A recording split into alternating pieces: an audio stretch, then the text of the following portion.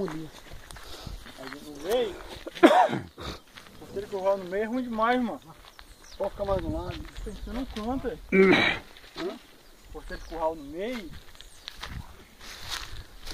Como é que vocês dão um gado de soltar ele? Ou você joga ele dentro do curral? O certo dessa porteira aqui era no cantinho aqui, né? Tem no cantinho aqui, eu não consigo lá.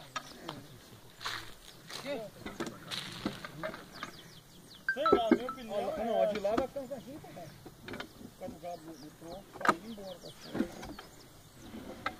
Agora a do barracão, fica no meio ou não?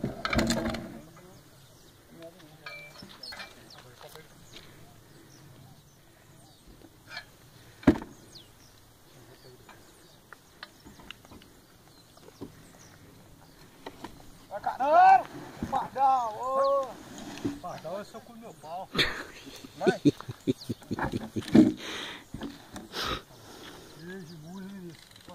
Puta que pariu. Hã? Você é cobra? Quem?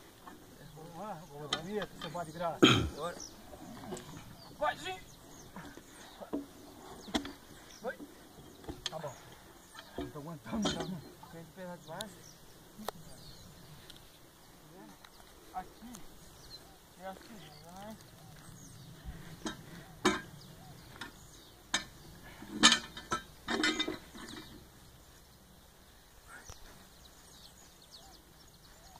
A porteira bate lá, ó. Abre aqui, ela já ajuda as vacas. Ajuda as vacas a entrar. Aqui é? Aí ele marcou um toco ali para bater no toco ali, ó. Mas vai dar do barracão era bem assim. Não. Esse curral aqui, eu não